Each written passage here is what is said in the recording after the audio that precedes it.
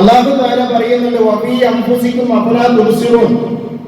സൂറത്ത് ദാരിയാത്തിന്റെ 21-ാമത്തെ ആയത്തിലാണ് അല്ലാഹു പറയുന്നത്, നിങ്ങളുടെ ശരീരത്തെ സംബന്ധിച്ച് നിങ്ങളൊന്ന് ആലോചിച്ച് നോക്കണം. നിങ്ങളെ സംബന്ധിച്ച് നിങ്ങളൊന്ന് ആലോചിച്ച് നോക്കണം. നിങ്ങൾ ആലോചിച്ച് നോക്കൂ, അല്ലെങ്കിൽ നമ്മളൊന്ന് ആലോചിച്ച് നോക്കുക. നമ്മുടെ ശരീരത്തില് എത്ര ഫാക്ടറികളാണ് പ്രവർത്തിക്കുന്നത്? ഹൃദയം നമുക്ക് നമ്മുടെ ഉമ്മയുടെ മാതാവിന്റെ ഗർഭാശയത്തില് 4-ാമത്തെ മാസം അല്ലാഹു തആല ഒരു മലക്കിനെ അയച്ചുകൊണ്ട് റൂഹ് ഊതിയ അന്ന് മുതൽ പ്രവർത്തിക്കുന്നുണ്ട്. അത് നിലനിന്ന് പോകാതെ, സ്തംഭിച്ച് പോകാതെ പ്രവർത്തിക്കുന്നുണ്ട്. അത് നിലനിന്ന് പോകുന്ന അന്ന് നമ്മുടെ പേര് മാറും, മയ്യിത്ത് എന്നാണ് നമ്മളെല്ലാവരും അന്ന് വിളിക്കുക. ഇത് മുടങ്ങാതെ പ്രവർത്തിക്കുന്നു. അതുപോലെ നമ്മുടെ ബ്ലഡ് ശുദ്ധീകരിക്കുകയും യൂറിൻ ഉൽപ്പാദിപ്പിക്കുകയും ചെയ്യുന്ന ഇത് 7-ലധികം പ്രവർത്തനങ്ങൾ നമ്മുടെ ശരീരത്തിൽ ചെയ്യുന്ന ഒരു അവയവമുണ്ട്, ഒരു ഫാക്ടറിയുണ്ട്, കിഡ്നി എന്ന് പറയുന്നത്. ഏതെങ്കിലും ഒരു സമയത്ത് നമ്മൾ ആരെങ്കിലും നമ്മുടെ കിഡ്നിയെ സംബന്ധിച്ച് ചർച്ച ചെയ്തിട്ടുണ്ടോ? പലരുടെയും കിഡ്നി പോയവരെ പറ്റി നമ്മൾ ചർച്ച ചെയ്യാറുണ്ട്. അതിനുവേണ്ടി നമ്മൾ സഹായിക്കാറുണ്ട്, സംഭാവന നൽകാറുണ്ട്, സഹായ കമ്മിറ്റികൾ രൂപീകരിക്കാറുണ്ട്, അതിന്റെ അംഗങ്ങളായി പ്രവർത്തിക്കാറുണ്ട്. പക്ഷേ നമ്മുടെ കിഡ്നിയെ പറ്റിയിട്ട് ഏതെങ്കിലും ഒരു സമയത്ത് നമ്മൾ ആലോചിച്ചിട്ടുണ്ടോ? സ്വയം ഒന്ന് ചോദിക്കേണ്ടതല്ലേ?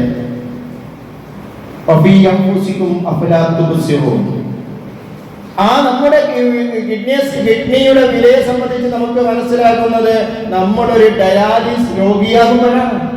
അല്ലാഹു കാത്തുരക്ഷിക്കുമാറാകട്ടെ. അപ്പോഴാണ് നമുക്ക് നമ്മുടെ കിഡ്നിയെ സംബന്ധിച്ച് മനസ്സിലാകുന്നത്. എല്ലാം കൺട്രോൾ ചെയ്യുന്ന ഒരു കേന്ദ്രമുണ്ട് നമ്മുടെ ബ്രെയിൻ. അതെങ്ങാനും ഒന്ന് അതിന്റെ പ്രവർത്തനം ഒന്ന് ദിശ തെറ്റിക്കഴിഞ്ഞാൽ, അതിന്റെ പ്രവർത്തനം ഒന്ന് എന്തെങ്കിലും തകരാറ് സംഭവിച്ചു കഴിഞ്ഞാൽ എന്തൊക്കെയാണ് മനുഷ്യന് നഷ്ടപ്പെടാൻ പോകുന്നത്? നമുക്കറിയാം, ചിന്താശക്തി ഉണ്ടാവുകയില്ല, ഓർമ്മശക്തി ഉണ്ടാവുകയില്ല, നടക്കാൻ പോലും കഴിയില്ല. ഞാൻ ഓർത്തു പോവുകയാണ്, ഒരു 8-9 വർഷം മുമ്പ് നമ്മുടെ ഈ പള്ളിയിൽ ഒരു ആക്സിഡന്റ് ആയി, ഭയങ്കര ഒരു ആക്സിഡന്റ് ആയിക്കൊണ്ട് ഒരുപാട് കാലം ആസ്പത്രിയിൽ കിടന്ന് സഹായത്തിന് വന്നൊരു മനുഷ്യനുണ്ടായിരുന്നു. അദ്ദേഹം എവിടെയാണെന്നൊന്നും അറിയില്ല. അദ്ദേഹത്തിന് നമ്മൾ മുന്നോട്ട് നടക്കുന്നത് പോലെ അദ്ദേഹത്തിന് മുന്നോട്ട് നടക്കാൻ കഴിയില്ല. അദ്ദേഹത്തിന് ഞങ്ങൾ ഇവിടുന്ന് ഒരു ഓട്ടോറിക്ഷ കയറ്റേണ്ടിയിട്ട് ഇവിടുന്ന് പിന്നോട്ടാണ് അദ്ദേഹം നടന്ന് അദ്ദേഹത്തിന്റെ കൈപിടിച്ച് ഞങ്ങൾ നടത്തിക്കൊണ്ടുപോയത്. ആലോചിച്ച് നോക്കണം, നമ്മള് മുന്നോട്ട് നടക്കുന്ന ആ സംവിധാനത്തിന് എന്തോ ഒരു തകരാറ് പറ്റിയപ്പോൾ അയാൾക്ക് ബാലൻസ് നഷ്ടപ്പെടുന്നു, പിന്നോട്ടാണ് അയാൾ നടക്കുന്നത്.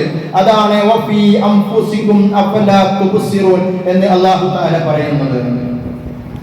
360 സന്ധികള് നമ്മുടെ ശരീരത്തിലുണ്ട് എന്ന് അനാറ്റമി നമ്മളോട് പറയുന്നതിന് മുമ്പ്, വൈദ്യശാസ്ത്രം നമ്മളോട് പറയുന്നതിന് മുമ്പ് ലോകത്തോട് റസൂലുള്ളാഹി സ്വല്ലല്ലാഹു അലൈഹി വസല്ലം പറയുന്നുണ്ട്, ഇന്നഹു ഖുലിഖ കുല്ലു ഇൻസാനിൻ മിൻ ബനി ആദം. ഓരോ മനുഷ്യരെയും സൃഷ്ടിക്കപ്പെട്ടത് അലാ 60 വ 300 സുലാമ, 360 സന്ധികൾ ഉള്ളവരായിട്ടാണ്. ഓരോ സന്ധികളുടെയും പ്രവർത്തനത്തിന് വേണ്ടിയിട്ട് നിങ്ങൾ ധർമ്മം ചെയ്യണം. അതിന് നന്ദി സൂചകമായിട്ട് നിങ്ങൾ ധർമ്മം ചെയ്യണം എന്നും കൂടി റസൂലുള്ളാഹി സ്വല്ലല്ലാഹു അലൈഹി വസല്ലം പറഞ്ഞു. അത്രയും ധർമ്മം സാമ്പത്തികമായിട്ട് ഒരുപക്ഷെ നമുക്ക് ചെയ്യാൻ കഴിഞ്ഞെന്ന് വരില്ല. അവിടെ റസൂലുള്ളാഹി സ്വല്ലല്ലാഹു അലൈഹി വസല്ലം നമ്മളോട് പറയുന്നത്, കുല്ലു തഹ്മീലത്തിൻ സദഖ വകുല്ലു തക്ബീറത്തിൻ സദഖ വകുല്ലു തസ്ബീഹത്തിൻ സദഖ.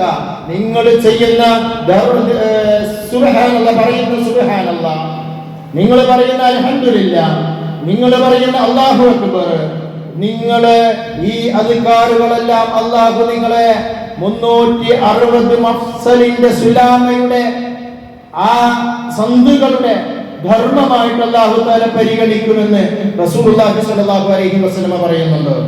നിങ്ങൾ നോക്ക്, ഈ അനുഗ്രഹങ്ങൾക്കൊന്നും നമ്മൾ ഒരു പേയ്മെന്റും ഇന്നേ വരെ അടച്ചിട്ടില്ല, അള്ളാഹു ആവശ്യപ്പെട്ടിട്ടുമില്ല.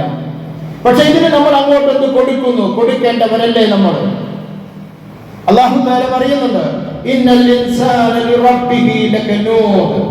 എന്നെ പറ്റിയിട്ട്, നിങ്ങളിൽ നിന്ന് ഓരോരുത്തരെ പറ്റിയിട്ടും, ലോകത്തുള്ള മുഴുവൻ മനുഷ്യരെ പറ്റിയിട്ടും അല്ലാഹു തആല പറയാണ്, മനുഷ്യർ നന്ദി കെട്ടവരാണ്.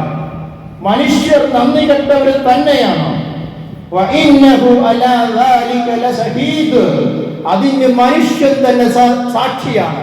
അത് അവന്റെ വാക്ക് സാക്ഷിയാണ്, അവന്റെ പ്രവർത്തനം സാക്ഷിയാണ്, അവന്റെ ചിന്ത സാക്ഷിയാണ്, അവന്റെ ശരീരം സാക്ഷിയാണ്, അവന്റെ മനസ്സ് സാക്ഷിയാണ്. ഈ മനുഷ്യൻ നന്ദി കെട്ടവനാണ് എന്നതിന് സൂറത്തെ അബസയിൽ അല്ലാഹു തആല ഒരു കാര്യം പറയുന്നുണ്ട്.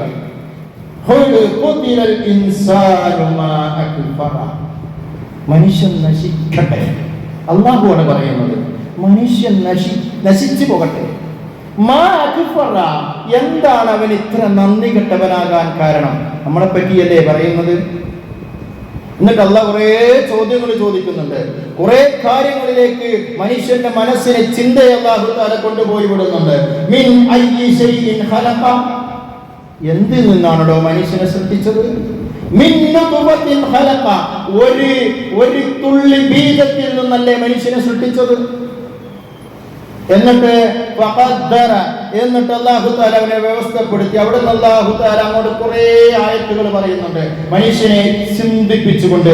സൂറത്തുൽ അബസയുടെ 17-ാമത്തെ വചനം മുതൽ നമ്മൾക്ക് സമയം കിട്ടുമ്പോൾ ഒന്ന് വായിച്ചു നോക്കണം നമ്മൾ. എന്നിട്ട് അല്ലാഹു തആല അതിന്റെ ഇടയിൽ പറയുന്ന ഒരു കാര്യമുണ്ട്, വൽയൻദുറിൽ ഇൻസാനു ഇലാ തആമിഹി. മനുഷ്യ, നീ കഴിക്കുന്ന ഭക്ഷണത്തെ സംബന്ധിച്ചൊന്ന് നോക്കണം നീ എന്ന് നമ്മളോടാണ് പറയുന്നത്. എന്താണ് കഴിക്കുന്നത്, എങ്ങനെയാണ് ഇതുണ്ടായത് എന്ന് കൂടി അല്ലാഹു തആല പറഞ്ഞു തരുന്നുണ്ട്. എന്നിട്ട് അല്ലാഹു പറയുന്നൊരു കാര്യമുണ്ട്, കല്ലാ ലമ്മാ യഖ്ദി മാ അമറ. മനുഷ്യനോട് കൽപ്പിച്ചതൊന്നും അവൻ ചെയ്യുന്നില്ല. നമ്മളെ പറ്റിയാണ്. അല്ലാഹു കൽപ്പിച്ചതൊന്നും നമ്മൾ ചെയ്യുന്നില്ല, അത് വിപരീതമാണ് നമ്മുടെ പ്രവർത്തനം. അങ്ങനെ നന്ദി കെട്ടവരായിട്ട് നമ്മൾ മാറിപ്പോകാൻ പാടില്ല. എനിക്ക് ഓർമ്മ വരുന്നത്, ഞാൻ ഈ ഖുതുബയ്ക്ക് ഈ സബ്ജക്ട് തിരഞ്ഞെടുക്കാൻ ഒരു കാരണമുണ്ടായിരുന്നു. 2-3 ദിവസങ്ങൾക്ക് മുമ്പ് ഞാനൊരു കാഴ്ച കണ്ടു. ഒരു 80-85 വയസ്സുള്ള ഒരു സ്ത്രീ തന്റെ വളർത്തുമൃഗമായ പശുവിനെ തന്റെ കുട്ടികളെ നോക്കുന്നത് പോലെ നോക്കുന്ന ഒരു സ്ത്രീ ആലയിലേക്ക് ആ പശുവിനെ കൊണ്ടുപോയി കെട്ടുമ്പോ ആ സ്ത്രീ, ആ പശു അറിയാതെ തന്റെ വാലുകൊണ്ട് ഒന്ന് വീശിയപ്പോൾ ആ സ്ത്രീയുടെ മുഖത്തടിച്ചു, തട്ടിപ്പോയി. അല്പം വേദനിച്ചിട്ടുണ്ടാകാം. ആ സ്ത്രീ ചെയ്തൊരു ക്രൂരതയുണ്ടായിരുന്നു.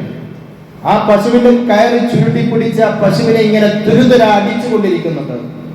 ആ അടിക്കിടയിൽ ആ സ്ത്രീ പറയുന്നൊരു വാക്കുണ്ട്, എന്റെ മക്കളെ പോലെ നോക്കി, നിനക്ക് പുല്ലും വെള്ളവും തന്നിട്ട് നീ നൽകി പകരം തന്ന ഒരു കാര്യമാണിത് എന്നിങ്ങനെ തുരുതിര പറഞ്ഞുകൊണ്ട് ആ പശുവിനെ അടിക്കുന്നു. നിങ്ങൾ ആലോചിച്ച് നോക്കാനാണ്. എനിക്ക് ഓർമ്മ വന്നത്, ആ സ്ത്രീയുടെ പ്രവർത്തനം കണ്ടപ്പോൾ എനിക്ക് ഓർമ്മ വന്നത് അല്ലാഹുവിന്റെ ഒരു വചനമാണ്, യാ അയ്യുഹന്നാസ്, ജനങ്ങളെ, നിങ്ങളെയും നിങ്ങളെ മുമ്പുള്ള ആൾക്കാരെയും സൃഷ്ടിച്ച അല്ലാഹുവിനെ നിങ്ങൾ ആരാധിക്കണം. ആ അല്ലാഹുവിനെ നിങ്ങൾ ആരാധിക്കണം. 85 വയസ്സുള്ള ഈ സ്ത്രീ ഒരു 15 വർഷം കുട്ടിക്കാലവും കഴിച്ച് ബാക്കിയുള്ള കാലങ്ങളെല്ലാം കഴിഞ്ഞു പോയിട്ടും അല്ലാഹുവിന് വേണ്ടിയിട്ട് തന്റെ നെറ്റി പോലും അല്ലാഹുവിനെ വിശ്വസിക്കാൻ പോലും തയ്യാറാകാത്ത അന്താദ എന്നാണ് അല്ലാഹു തആല ആയത്തിന്റെ അവസാനം പറയുന്നത്. ആ അന്താദുകളെ സ്വീകരിക്കുന്ന ഒരു സ്ത്രീ, വിശ്വാസിയല്ലാത്തത് കൊണ്ട് ആ സ്ത്രീ ഇത്രയും കാലം ജീവിക്കുമ്പോൾ ആ പടച്ചവൻ ഇതിന്റെ പേരിൽ ഒരു പരിഭവമില്ല. എന്നെ അംഗീകരിച്ചില്ലല്ലോ, എനിക്ക് ആരാധന നടത്തിയില്ലല്ലോ, എന്നെ കൊണ്ട് വിശ്വസിച്ചില്ലല്ലോ, എന്നെ കൊണ്ട് അന്താദുകൾ എനിക്ക് പകരം എന്റെ കൂടെ പല ആരാധനയിൽ സമന്മാരെ ഉണ്ടാക്കിയല്ലോ എന്നുള്ള ഒരു പരിഭവം അല്ലാഹു അവിടെ കാണിച്ചില്ല. എത്ര ദയാലുവാണ് നമ്മുടെ പടച്ചവൻ, നിങ്ങൾ ആലോചിച്ച് നോക്കൂ. നമ്മുടെ സർക്കാർ എത്ര ദയാലുവാണ്. ഒരു പകരവും ആ അല്ലാഹു ഒരു സൃഷ്ടിയോടും കാണിക്കുന്നില്ല. ഇത് കേവലം ആ സ്ത്രീയിൽ മാത്രം പരിമിതപ്പെടുന്ന ഒരു കാര്യമല്ല. നമ്മളിലെല്ലാം ഈ ചിന്ത ഉണ്ടാകേണ്ടതാണ്. ഈ ഒരു നിർദ്ദേശം നമ്മളിൽ എല്ലാവരിലും ഉണ്ടാകേണ്ടതാണ്. അയ്യുഹന്നാസ്, ജനങ്ങളെ എന്ന് വിളിച്ചിട്ടാണ് അല്ലാഹു തആല പറയുന്നത്. ഞാൻ ഒന്നുകൂടി പറഞ്ഞോട്ടെ. പരിശുദ്ധ ഖുർആനില് ഒരു മൃഗത്തിന്റെ, ഒരു കുതിരയെ അല്ലാഹു തആല പ്രതിപാദിക്കുന്നുണ്ട്. വലാദിയാതി ലബ്ഹ ഫൽമൂരിയാതി ഖദ്ഹ ഫൽമുഗീറാതി സുബ്ഹ എന്ന് പറഞ്ഞിട്ട് ഒരേ പോർക്കളത്തിലേക്ക് യജമാനനെയും വഹിച്ചു കൊണ്ടുപോകുന്ന ഒരു കുതിരയെയാണ് അല്ലാഹു തആല വരച്ചു കാണിക്കുന്നത്. എന്താണ് ഇതിൽ പറയുന്നത്? പാറക്കല്ലിന് കുളമ്പുകൾ തട്ടിയിട്ട് തീ പരിപാറുന്ന രീതിയിൽ ആ കുതിര ഇങ്ങനെ ഓടിപ്പോകുന്നു ആ പോർക്കളത്തെ ലക്ഷ്യം വെച്ചുകൊണ്ട്. എന്നിട്ട് ഒരു മടിയുമില്ലാതെ സധൈര്യം ആ പോർക്കളത്തിലേക്ക് കുതിച്ചു ചാടുന്ന കുതിര. എന്തിനു വേണ്ടിയിട്ട്? അപ്പുറത്തുള്ള സൈന്യങ്ങളോട് ഈ കുതിരയ്ക്ക് വ്യക്തിപരമായിട്ട് എന്തെങ്കിലും ഒരു വിയോജിപ്പുണ്ടോ? ഒന്നുമില്ല. പക്ഷേ ഒരൊറ്റ കാര്യം, തന്റെ പുറത്തിരിക്കുന്ന യജമാനനാണ് തന്നെ നിയന്ത്രിക്കുന്നത്. തനിക്ക് വെള്ളവും ഭക്ഷണവും തരുന്ന തന്റെ യജമാനൻ എങ്ങോട്ടാണോ എന്റെ കടിഞ്ഞാനം പിടിക്കുന്നത് ആ ഭാഗത്തെ ഓടുക എന്നതാണ് എന്റെ ഡ്യൂട്ടിയെങ്കിൽ, പ്രിയപ്പെട്ടവരെ, നമ്മളൊന്ന് ആലോചിച്ചു നോക്ക്. എത്ര കാലമായി റബ്ബിന്റെ വെള്ളവും ഭക്ഷണവും ശ്വാസവും ഓക്സിജനും നമ്മൾ അനുഭവിക്കുന്നു. നമ്മൾ എന്ത് പകരം എന്ത് കൊടുത്തു എന്ന് ഞാൻ എന്നോട് ചോദിച്ചിട്ട് മറുപടി കണ്ടെത്തണ്ടയോ? നമ്മൾ ഓരോരുത്തരും അതിന് മറുപടി കണ്ടെത്തേണ്ടതല്ലേ? ആ കുതിരയുടെ അത്രയും ഒരു നന്ദിയില്ലാത്തവരായി നമ്മൾ മാറിപ്പോകുന്നുണ്ടോ എന്ന് നമ്മൾ ആലോചിക്കണം.